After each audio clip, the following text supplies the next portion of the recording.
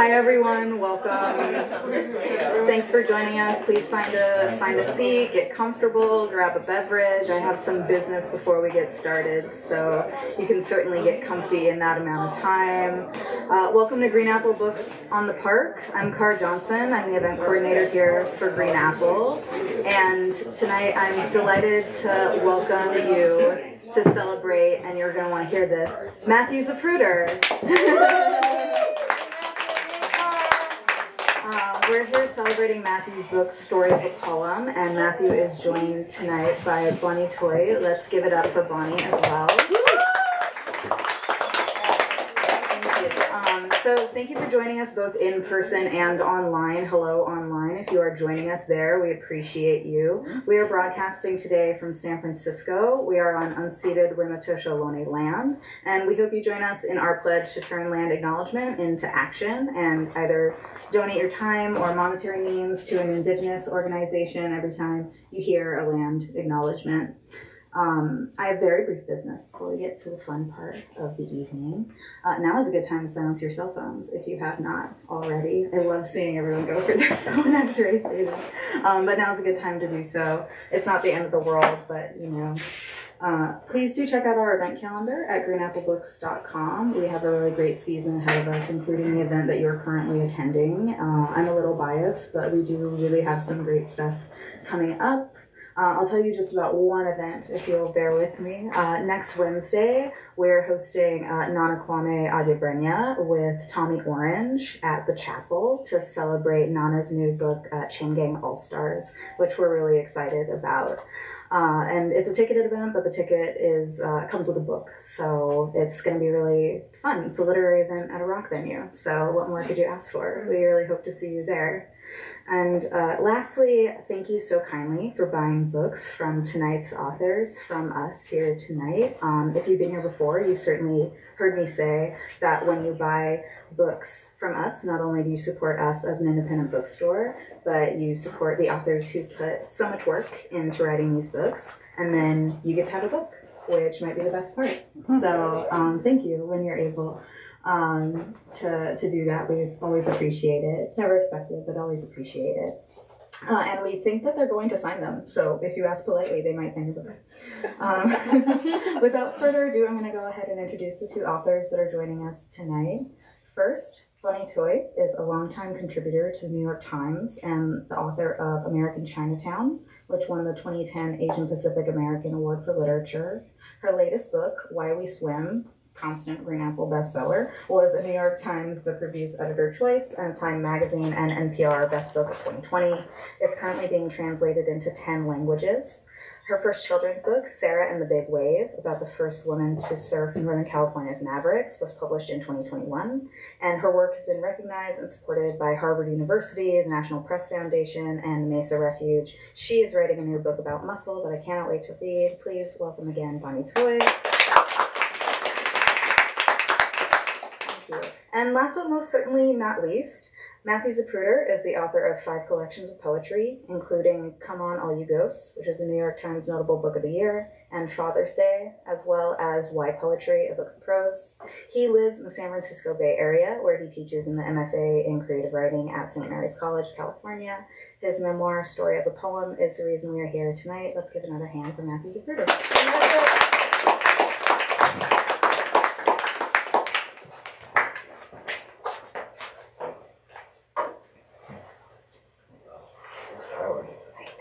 Hello, friends. Hey, everybody. Hello, everyone. Yeah.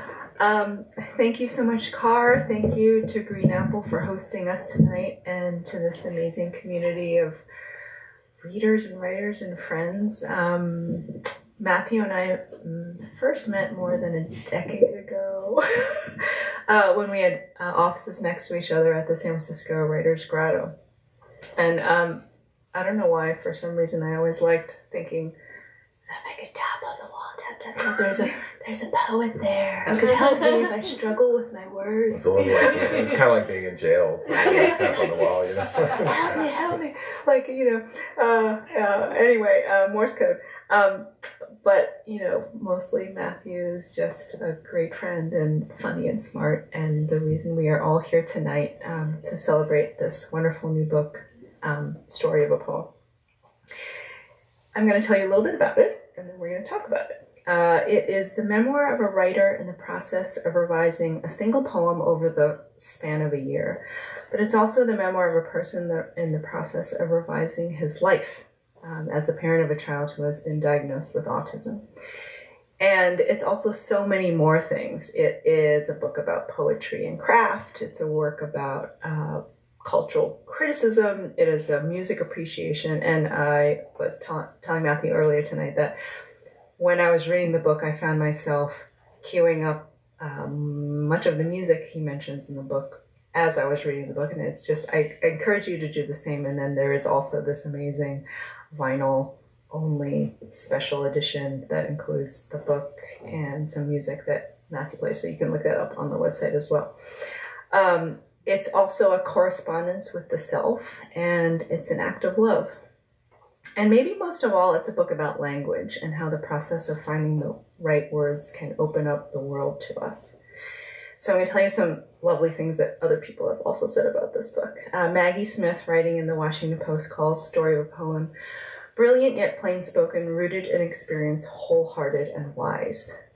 Kevin Canfield in the San Francisco Chronicle describes it as intelligent and idiosyncratic, a revealing self-portrait packed with bracing observations. And David Yulin, writing in Alta Magazine, characterizes Matthew's writing as remarkable for its sense of movement and discovery. So hi, Matthew. Hi. Congratulations, and thanks for writing this book. Thank you. Thanks for doing this with me.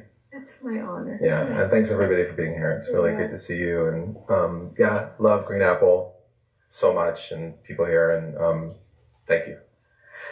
So the mix of prose and poetry and process in this book is really special. And so I thought it would be lovely to start by asking you to read a few pages from the beginning of the book, just to give a sense to people who in the audience who may not have read the book, had the opportunity to read the book yet, a sense of what it is about. Yeah, sure. I'd love to. Thanks for that introduction. It was great. And yeah, I remember tapping on the wall of the grotto, the erstwhile grotto. And it never came. The help never comes. So this book is, as Bonnie said, composed of a lot of different modes. And the way we'll talk more about this, but the way I wrote it was I started in fall 2018 writing this book, and I did a daily writing process, which we can talk about, like how actually I generated the material. But basically, it was kind of at a pretty challenging time personally, but also obviously for all of us, like in the world at that time. And if you remember, but we had a president who was kind of seemed to be dismantling everything. And it was just a tough time. Plus that was, as you all I'm sure remember, was the first really bad fire season. That was the year of the Paradise Fire. And I also happened to decide at that moment, foolishly, to get sober. Seemed like the opposite tactic would have been the right one, but I stopped drinking then. So there was a lot going on for me, and I decided I would do this writing process, and I had only had the idea that I would try to write one poem, and from very beginning, from draft all the way through to wherever it went, and I would sort of write about writing, and then I would write about everything else that kind of came up at the time, and turns out a lot of stuff came up. So the book has facsimiles, of the drafts in it, and then writing about it, and then lots of other kind of writing. So each chapter has like kind of, I don't know if you can see, but like these typewritten, because I was using my mom's typewriter from high school, her Royal Quiet Deluxe, which I write on often. So anyway, so like Bonnie said, I think I'll just probably read a bit from the beginning, a few different parts. It's a little bit of a tough book to read from because it does have these different parts. So I just want to just touch briefly on the different things that it does, and then we can jump into talking and take your questions. So this is from the first section called I Woke Up in California. First draft. It's 5 a.m. and the busy street is quiet. Outside the window, the leaves of the trees are black. Wires slice through the darkness, making dark shapes. The sky gradually becomes visible. I can feel Sarah and Simon still asleep in the rooms behind me. For a moment, I can almost imagine I'm at the prow of a ship. sitting still as the world rotates into unhelpful light. A little tremor shakes the desk, and I feel a flash of panic, but it's not an earthquake, just a lone truck passing. Last night, as I was putting him to bed, I told him that something would happen in 2 sleeps. It's something I've heard other parents say, and I found it coming out of my mouth. I didn't know if he'd heard me, lost as he so often was in singing one of his favorite songs.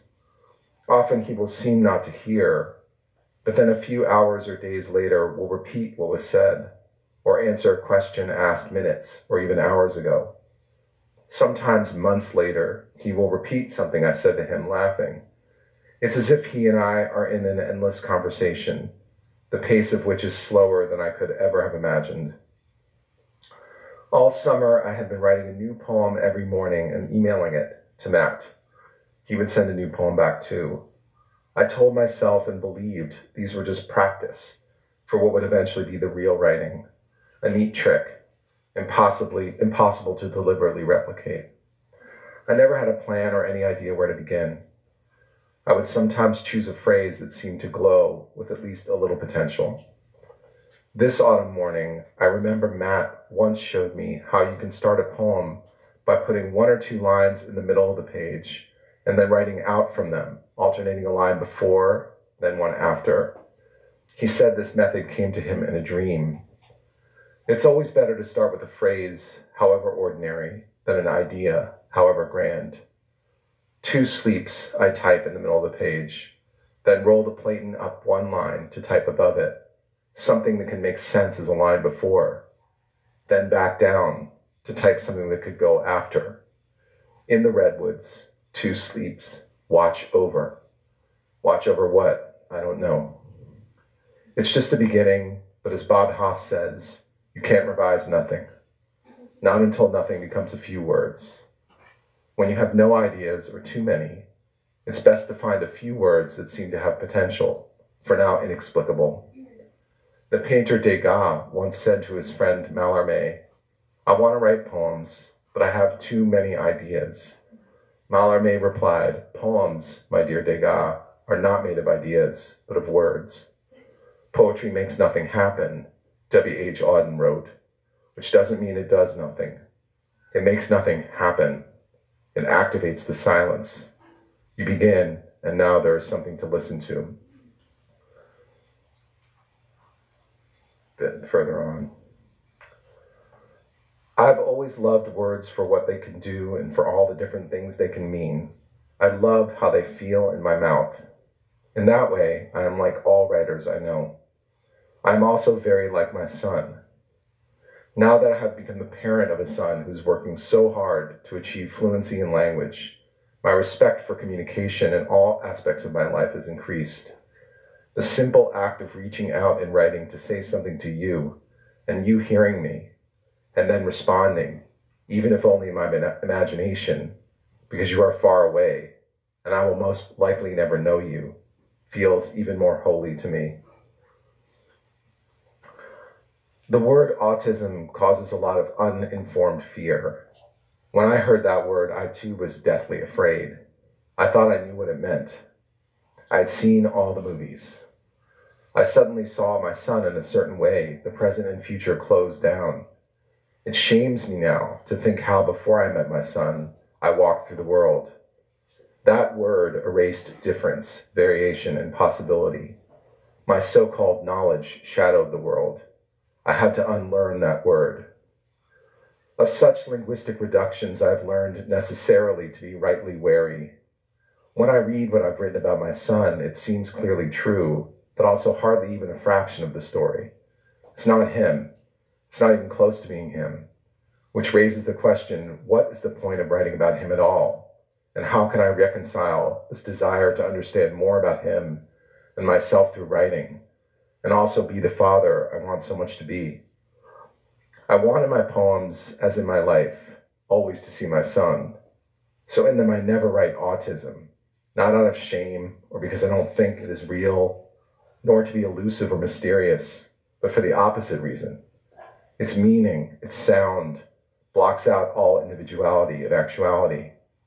The pushing away of that word is not a denial, but the creating of a space so I and everyone else can truly encounter my son, just as we should encounter everyone.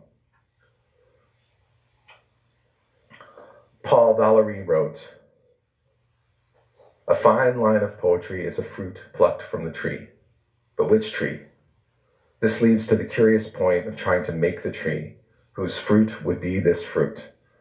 Finally, then, it is the fruit of two trees, one hidden, unknowable, which produced the fruit, the other, the work in which the fruit takes a more or less necessary place." I'm going to pause there for a second. I mean, I realize he sounds completely high when he writes this, but but it took me a couple of readings to when I first read that. What he's saying is that when you have a line of poetry, it's just this fruit in your hand or in your life, and it came from some tree that you'll never see somewhere else. It's just out in the imaginary symbolic world, and then you have this.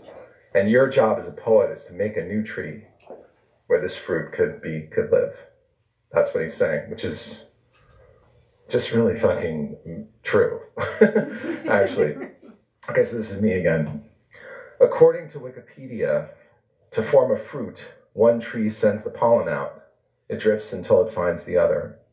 Some trees do self-pollinate, it is true, but those trees grow less fruit. Sometimes Wikipedia is as beautiful as any poem.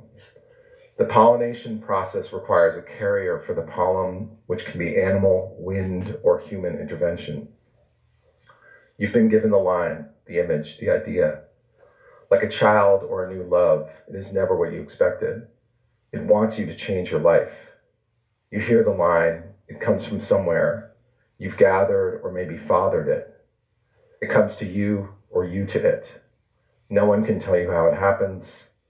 Sometimes you write for a while, feeling nothing, until, almost unnoticed, something starts with mysterious life to glow. You feel your self-resisted strangeness. What does it mean? Is that what I meant to say? What do you do with it then? You cannot turn away. Make somewhere for it to live and belong. It is your job to imagine and invent that tree on which the treasured fruit could happily thrive. The strange treasure of a line, or image, or symbol, or word, or thought, or moment needs the poem so that it can be more than itself in isolation, so that it can be truly perceived. Try to remember, the whole point of writing the first draft is just to hear the music, and then once you hear the music, you look for what could contain it. Reverse engineering. Farewell, old tree. Hello, something else, from which can hang the music you have found. Try to be quiet for once, to listen for something you love. Let it come to you.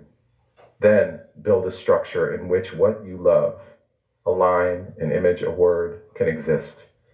A situation, a scene, a sonnet, a ghazal, an ode, an abandoned palace, a happy graveyard, a breeze, a ghost ship's wake, a map in winter, a rose factory, someone crossing the ocean in a fabulously unseaworthy craft, a marriage, a meal, a crucial childhood memory that never occurred, a radio being endlessly and patiently tuned, so on and so on and so on, until the line can live there.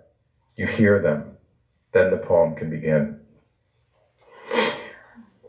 I just want to acknowledge how hard it is to do what you just did. I mean, to open this window into your brain, essentially, right? I mean, how privileged we are to get to crawl in there and hang out with you for a little while, which is what this book is. Bring your duster. But it is, I really do, like, as I was listening to you read that, I mean, it is such a difficult thing for writers to write about the process of writing. And what you have done for us, not only opening up this window into what the process of writing a single poem over this period of time, but also that it is, it's what went on during this very difficult period of your life, and all of the things that inform the writing of that poem. And yet there's the tangibility, there's a tactile quality, there's like a sweat, there's effort there that I think that makes the poetry feel even more accessible to many readers who I think may not have a regular relationship with poetry, who have somehow feel that this genre is distance from them, that you have somehow, with this pairing the prose with the process, that we feel that much closer to you. And so I feel like that is such just an immense gift that you have given us.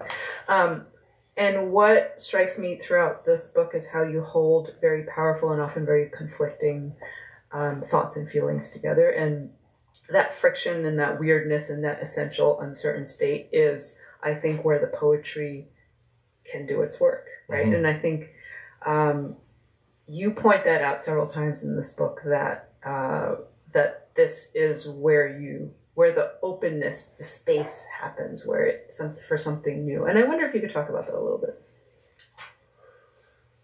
Yeah, well, I think there's a part of me that always was attracted to that kind of contradiction, and when ideas, are bumping up against each other, they don't seem to belong together.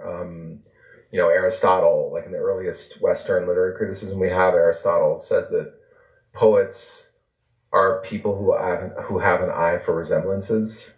Like they can see two things that you wouldn't think belong together or have anything in common, and they can put them together, and then afterwards you see why they belong together. And I think that there's something kind of obstreperous inherently about a poet, like looking for the connections, or looking for the place, or liking contradictions and trying to reconcile them without erasing things, and it's just kind of like an endless, it's almost like just pure pleasure in a certain kind of way. But that's one thing. And then there's life.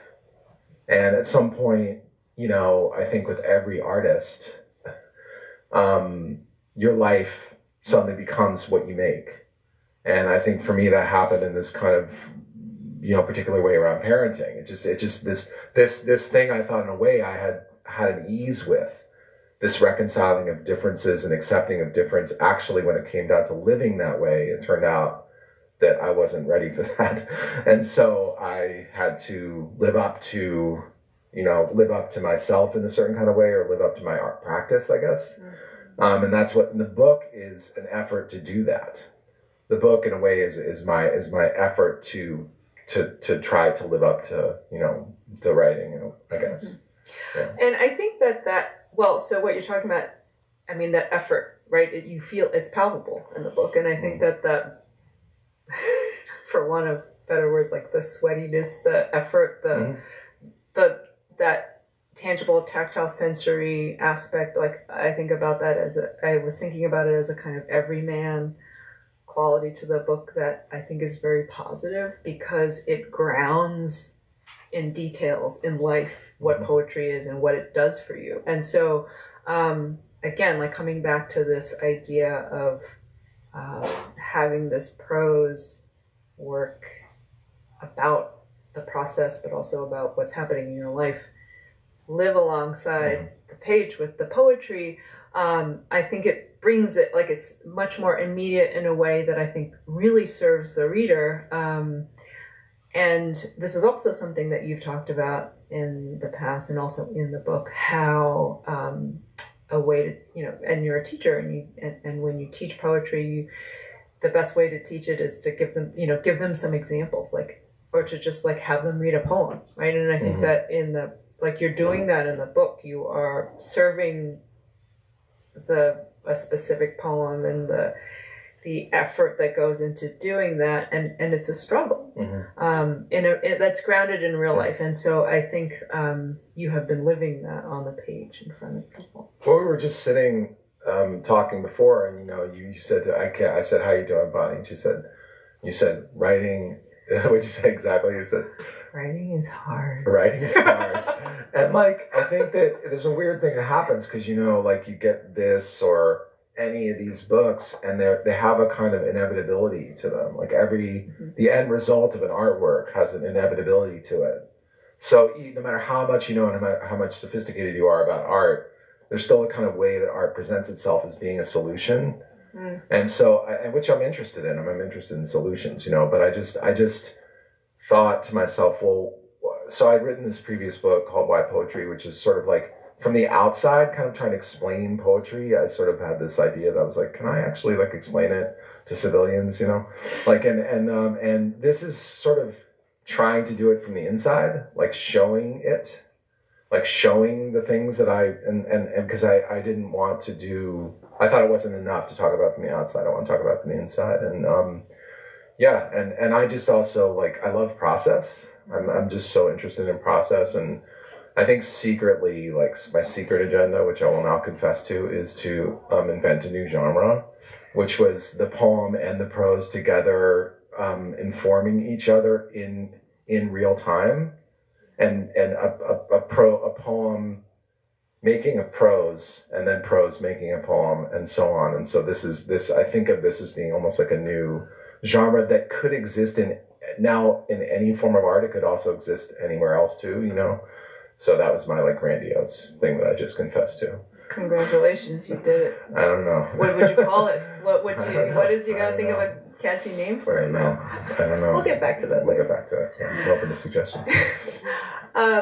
So one of the things we talked about ahead of this event was the preoccupation that you have as a poet, of course, with language and kind of dismantling it and putting it together and putting the pieces together in interesting ways.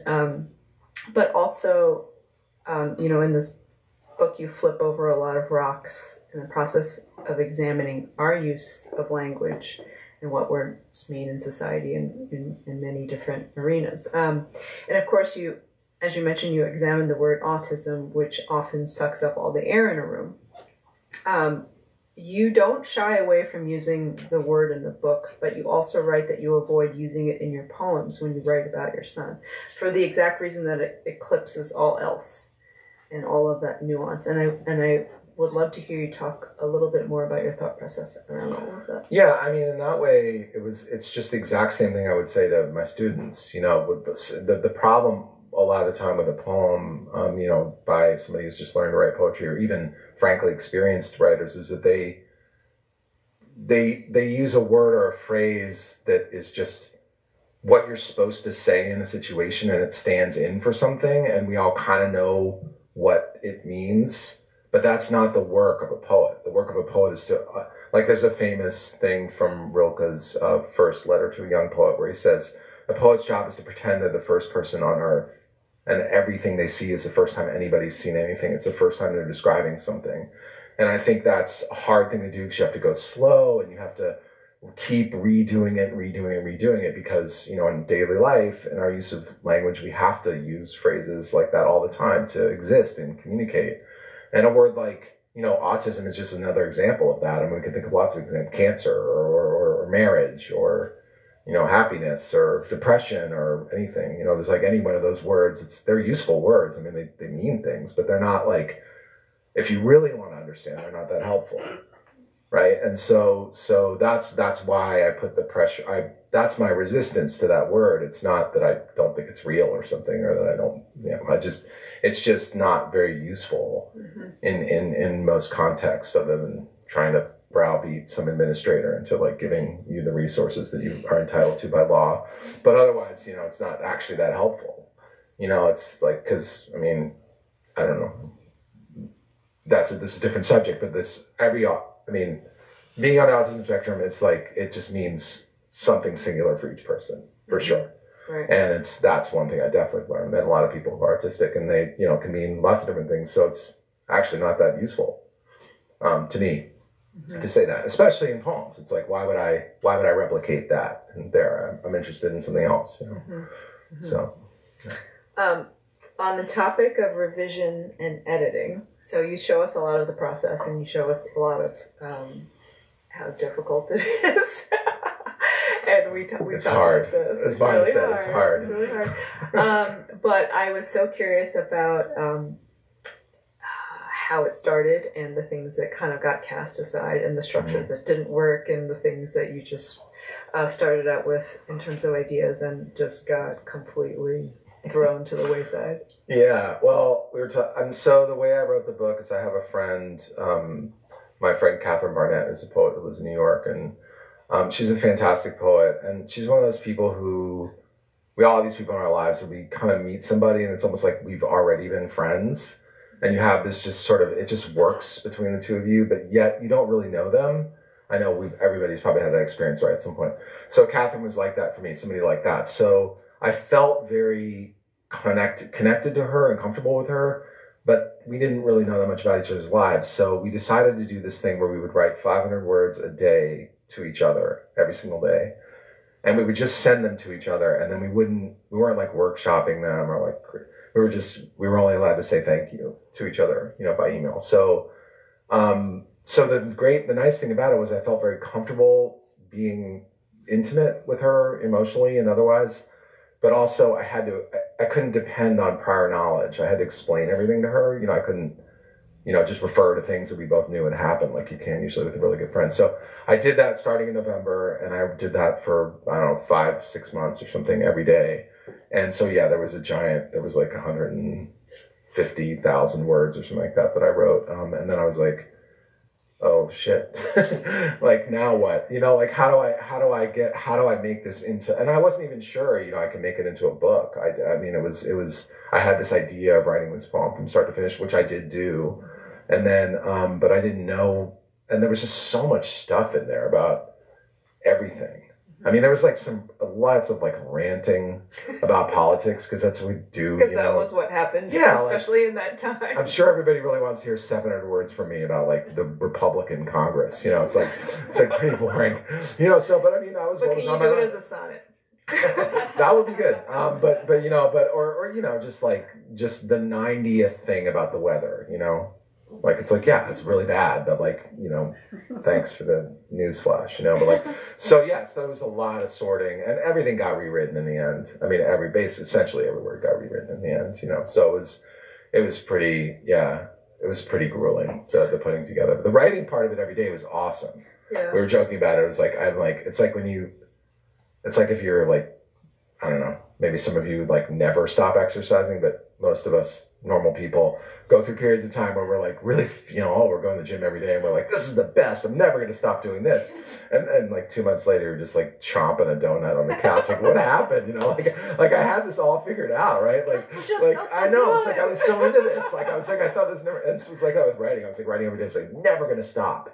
This is the best. I'm going to do this the rest of my life every day. And then like, of course I stopped. But like, it's like, were there things that, if you look back on the things that you did cut out, I'm sure there would be maybe 3 other books in there, but were there aspects that, like slices of that kind of still haunt you? I mean, I asked you that because in the process of the poem evolving over time, you ended up with a 3rd poem, which is, we can talk about it later, but just because of that.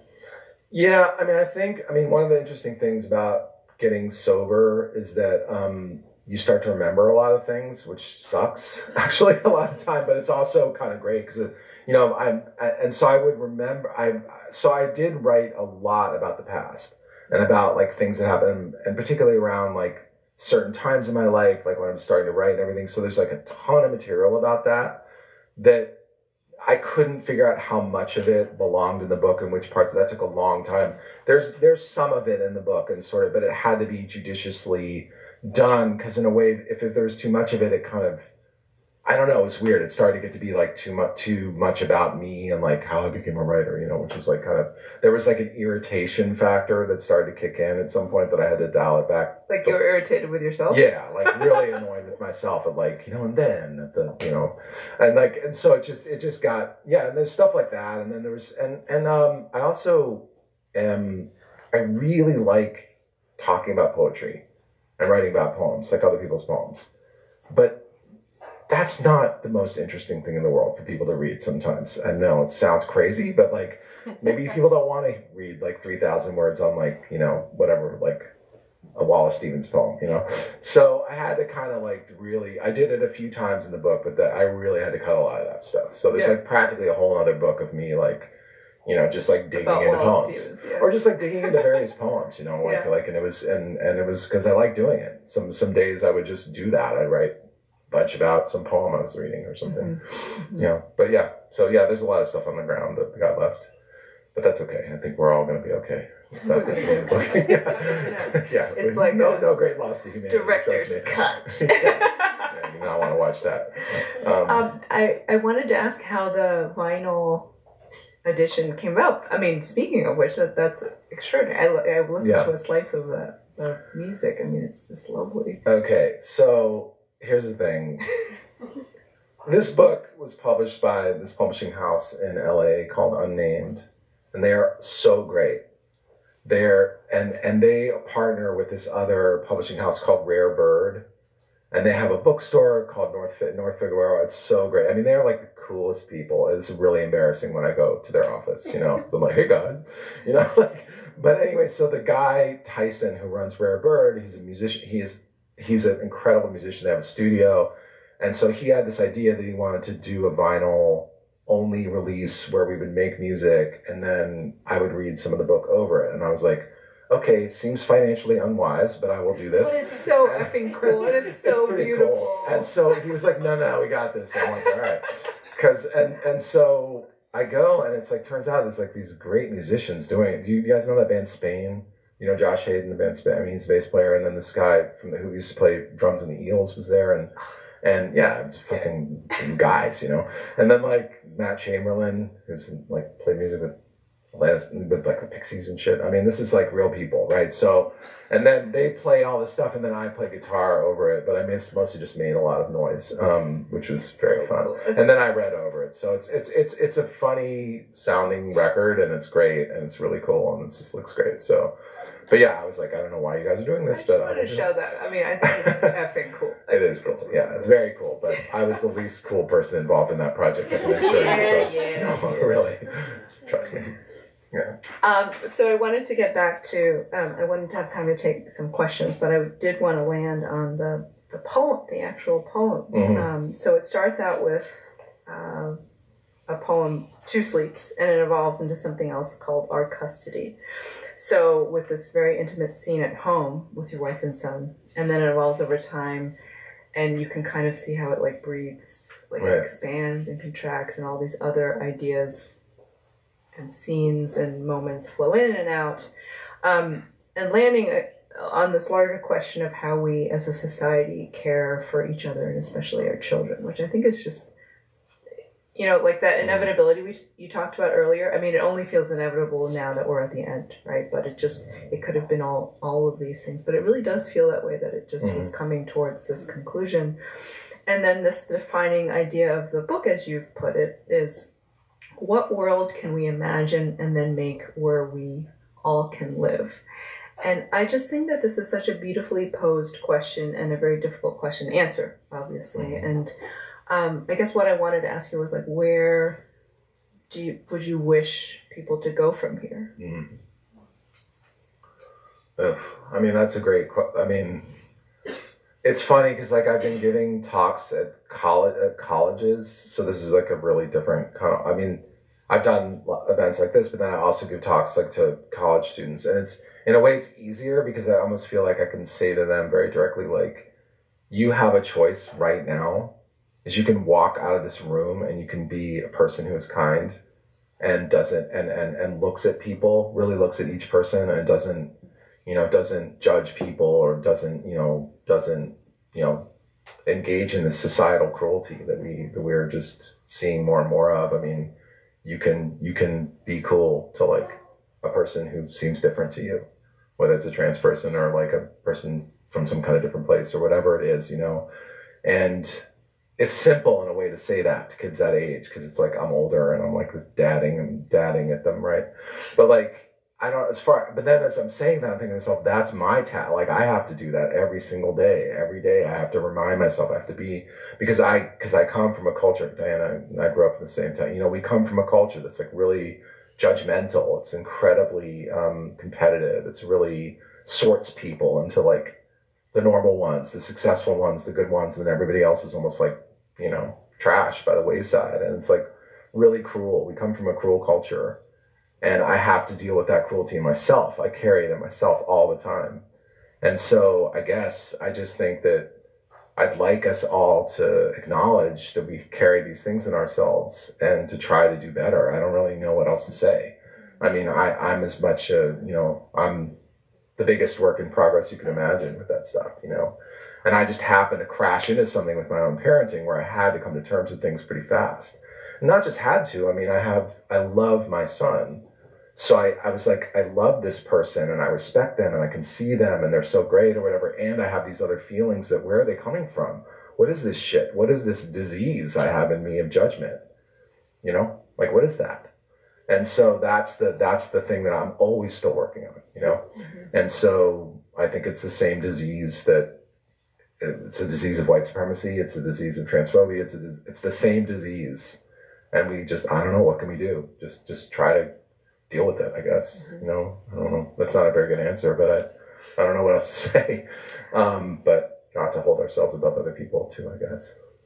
Yeah, I think that the idea of just being a work in progress and also, I mean, you do talk about how over the course of the book you have to come to a new understanding of what difference is and how we as a society confront that or how we react to that and also then examine that in all its ugliness and beauty and just try to do better. I mean, I think that's... Yeah. I mean, I don't... It's pretty clear now what's going on. We are all we practically on an hour-to-hour basis have choices to make about that stuff and how we can behave. Yeah. But I mean, I quote Audre Lorde in the book. She talks about, looking inside oneself and finding, where is that fear and hatred of difference. And she has this amazing moment in this from this talk she gave called "The Master's Tools Will Never Dismantle the Master's House," and she says, look at that difference, see whose face it wears, and that she just leaves it there. And I think it's our own face, right? It's our own face. That's the face it wears, because really we're like always punishing ourselves, and then we turn that outwards, and that's where that hatred comes from. So. Yeah, and that's why I'm in therapy. But, but really, I mean, it's a daily, hourly, minute-to-minute work, I guess. I don't know, and I don't have the answer except just keep holding myself accountable, I guess. I think this is a great time to open the floor to questions. Yeah. Anyone? Questions? Any questions? Hey, Fred. Hi, Fred. You said you're in love with process. You just sort of, in passing, mentioned typewriter.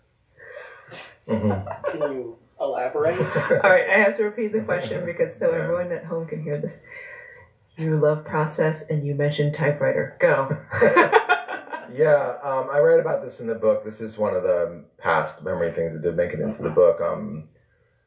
In the course of moving my grandparents out of the house where my mom grew up, I came across my mom's typewriter from high school.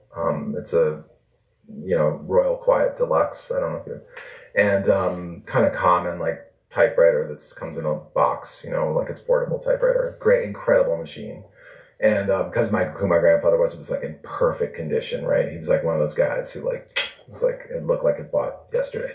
So and I took the typewriter bags in grad school, and it didn't even seem like a cheese ball like writer thing. I didn't even know that. I just took it because it was cool. And then I basically, to make a long story short, I realized that the computer was making me write too fast. And it was too easy to change things, and I'm kind of like a manic writer anyway, so I was just like, I couldn't stop myself long enough to even know what was happening. So I settled. The one smart thing I did when I was in grad school, among 5 million terrible decisions, the one good one was to use this typewriter to start typing all my drafts. So I had to retype everything. And so that was, I think, the first time that I really understood that if you have a problem, an artistic problem, I mean, John knows this. If you have an artistic problem, you have to solve it through process. You have to change your process. That's how or that makes things interesting or different. And lo and behold, that is also true for life. You have to change your if something is wrong, it's the process. It's a method. It's a how that you have to change, not like a conceptual thing usually. So, but yeah, I also am really interested about I'll read any process thing about anything.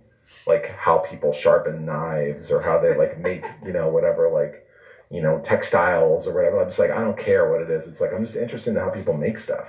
It's so cool. Or even handwriting. I mean, I was reading today about, because I'm writing this book about muscle, and so how they call it embodied cognition. It's basically, what you're talking about, how your brain is racing so fast, and so you need to slow yourself down, is because I think we actually, as human beings, we use tools and we are very physically in the world, and so actually to write things out activates our brains and certain parts of our brains in very specific ways.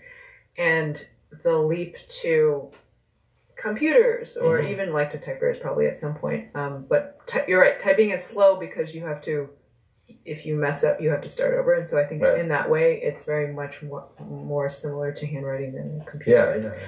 But I do love how that makes you think in a different way. You have to constantly then synthesize the things that you've been kind of kicking around in your head in a much slower way. Yeah, I mean, it slowed me down. And also the thing is, if anybody's ever laid type, like actually laid type, that like, it's a huge pain in the ass. And so like, if you can ever cut anything, you will, because you have to go over to the thing and like get the T and then the H and then the E and like lay it out and you lay it backwards. It's like, everything takes so long, especially if you're not very good at it, that if you can cut out that word, you're going to. Right. Or that line or that paragraph. And the same thing is true for typing. If you're typing something for the 50th time, if there's any way to avoid typing a line, you're going to do it, because it's so like... the pacing of your thinking is totally different. Right. So you're in a way, I don't want to say hard, but you're like sort of putting a lot of pressure on things in a way that you wouldn't if you were just typing, cutting and pasting or whatever using a computer. So, and some people might have the reverse problem, in which case maybe they do need to go faster. I don't know, that's also imaginable. But in my case, that was not the problem, Yeah. The other problem with typers, with computers, is that everything looks finished. It's so easy to make something printed out, and you're like, oh, this looks like a finished poem. It's like, it's not. It just looks great. It's like the technology is so far ahead of of us, You pick the right font, it looks so good. It's so good. And it's not. Ask kind of a follow-up question to that still process. So you're slowing down, and so I'm going through the different paces with the typewriter and such, and it's closer to handwriting for sure. Earlier, though, you were talking about how books, if you see them all here, they're really end products and such.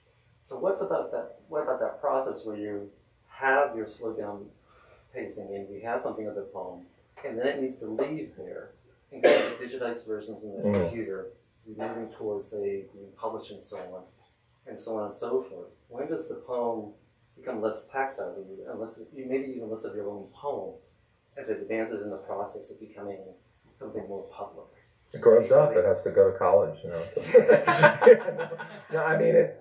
at some point you're typing the same thing over and over again. It's not making any progress, or you get somewhere where you're like, okay, now it's gotten to something, and you're like, this is fit for human eyes, and so I'm going to try to move it out of this space into a different space. But yeah, that's a good question. I think it's just a feel thing where you probably just you're circling around, But like I have a storage space. It's like I have for my first book of poems, I have like stacks of every single poem, and it's just like, and I look at them and it's like The Shining. It's like the same thing, like over and over again. And one word switches and then switches back and switches back. I'm like, God, it's like crazy. I'm like a crazy person, But like but it was great. It was like really, I felt it was it was like meditative or whatever I guess I would say. It's so involved. You could spend hours doing it, and it feels, felt industrious. I felt like I was actually working. It's great. All work in their play. Definitely made me a dull boy, that's for sure. Yeah. Other questions? Yeah, Diana. How much did you, I'm sure a lot, worry about kind of how your son will read this someday? So the question is, how much will you worry about what your son might read? I worried a lot. I wrote, like as I described, when I wrote the stuff, I just wrote. I wasn't editing. Because I wasn't even thinking about who would read it, or my friend Catherine was reading it, but nobody else was reading the stuff, so I felt pretty free to write down whatever was going on through my head. But then, when it came to making the book, I felt very strongly that this isn't really a book about my kid. Actually, it's about me. And so I do, of course, talk about him and how he learns and how he thinks about the world. but it's more, that's just pretty descriptive, I think, and pretty almost like objective, I would say, in a way. It's like, he has trouble with this, or this happens. And I don't think there's anything shameful about that. I think that's just a thing that is like, people have troubles with different things, right? But I mean, I know there's like people in this room who have written memoirs and lots of things, and people have all kinds of different attitudes about that. And I don't have a position. I'm pretty agnostic about, what our responsibility is as writers. Like I'm cool with any position, but my position was, I will not write anything that will hurt my family, or I will not publish anything that will hurt my family, period. So I gave it to my wife, and I just said, please tell me if anything seems over the line, seems like violating anyone's privacy, yours or his, or just seems off to you. And if the whole thing seems messed up to you, I don't need to do it. Do something else, it's fine. This isn't, And so she read it, and there were a few things that she, pointed out that I think that was just wrong. Turns out I was wrong about some memories and stuff, I wanted her to, to see it, because I just didn't want to do anything that would hurt anybody. It just wasn't worth it to me with this particular book. Just wasn't necessary. So yeah, I thought a lot about that. That would have outweighed anything. If she had said, no, this is too far, or seems like, but I think she said to me, and I think it's true, like I said, I think mostly the book is about me, my own confrontation with my own shit inside myself, like my kid is awesome. My kid is great. I'm messed up. I'm the person who needs to fix my stuff inside myself, and that's what this book is really about, and so hope, and that's what I wanted to come across. So hopefully that also makes sense to people, I don't know. Yeah. Isn't everything about that? Everything I write is about me, it turns out. It's horrible.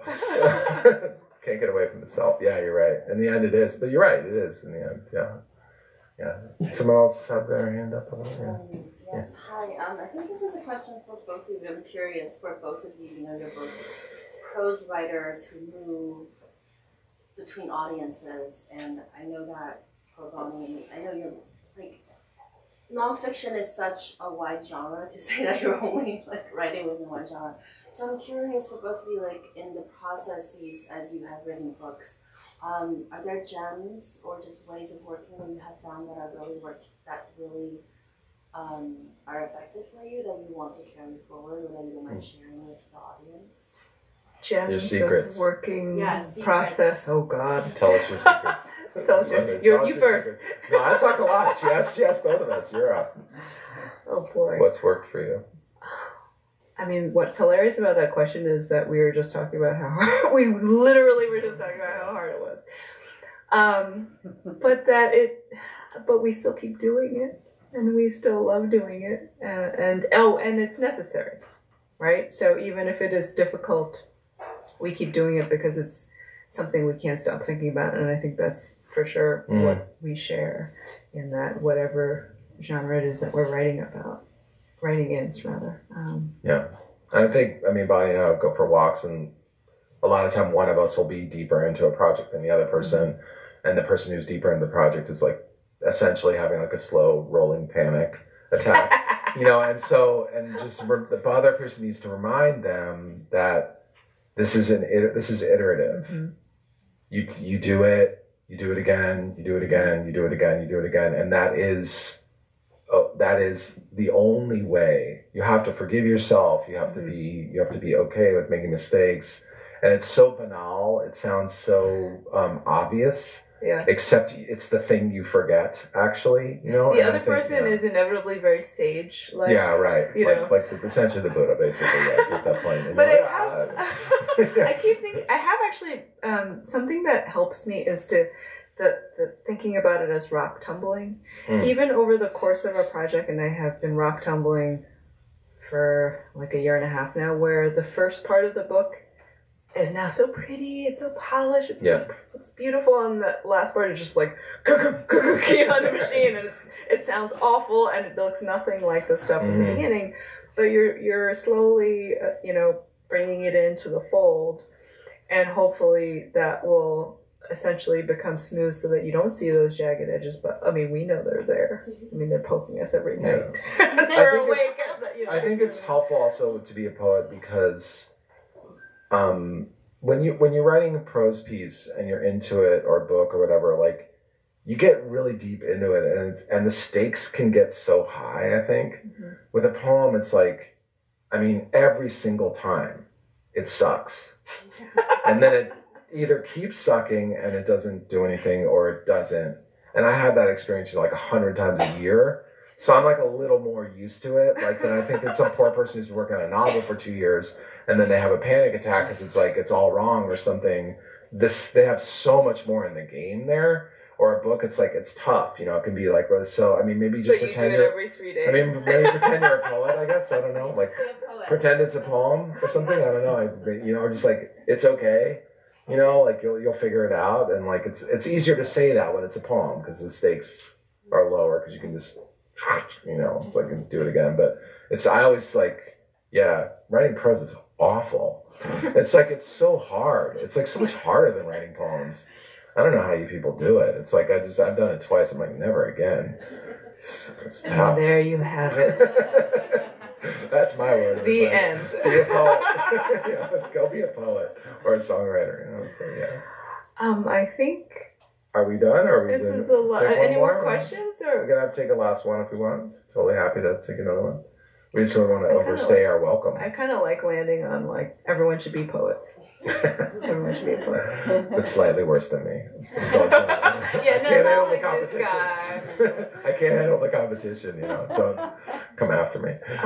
Thank you so much. Thank you, Bonnie. Thank you so much. So great. Thank you all so much.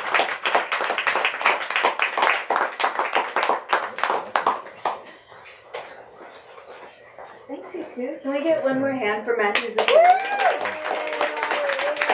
I always say, like, please, you don't have to buy my book, but just please buy something, like even if it's like a card or something. Let's keep these people in business. They're the best. We love you all so much. And so just if you can, a pencil, a sticker, so like, let's just keep them around. So swag in the shop. Yeah. So anyway, Silva, thank you. Yeah. Thank you both, and thank you all so much for joining us. The man said it, so I'll leave it at that. We have copies of both Matthew and Bonnie's books at the front. You can find them there. I cannot check you out back here. There is no register back here. All of the books are at the front. You can come back to have them signed and take a look around. Find some swag or a stuffy, and we'll see you next time. Thank you so much. Thanks. Thank you. Bye. Thank you.